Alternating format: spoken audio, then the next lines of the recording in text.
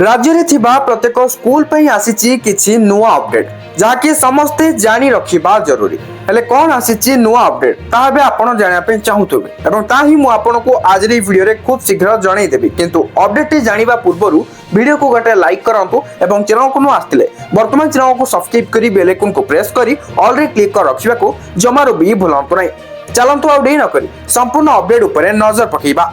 आसंता February 10 तारिख रे राज्यर समस्त स्कूल रे जातीय कृमि दिवस पालन हेबो। समस्त सरकारी स्कूल, सरकारी अनुदान प्राप्त स्कूल, केंद्रीय स्कूल और घरोई स्कूल रे एही कार्यक्रम पालन करा जिवो। शिक्षकक तत्वावधान रे 6 रु 19 वर्षर स्कूल छात्र छात्री को आलोबेंडाजोल टैबलेट प्रदान करा जिवो। जदि कौनसी पिला एही दिन कौनसी कारणरू अनुपस्थित रुहंती तेबे सेमानकु 17 तारिख अर्थात फेब्रुआरी 17 तारिख रे दिया जिवो। एने समस्त जिला शिक्षा अधिकारी और ब्लॉक शिक्षा अधिकारी को विद्यालय और गणशिक्षा विभाग पक्षरु चिठी करा जायछि।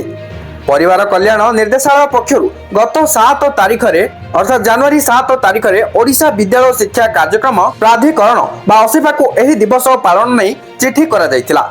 स्वास्थ्य और परिवार कल्याण विभाग, विद्यालय और गणशिक्षा विभाग, महिला और शिशु सुरक्षा विभाग, एसटेंड एससी विभाग एवं पंचायती राज विभाग सहभागितारे एही दिवस पालन करा जिवो। एही दिवस को पालन करिबा लागि समस्त स्कूल कर्तृपक्ष को निर्देश होईछि।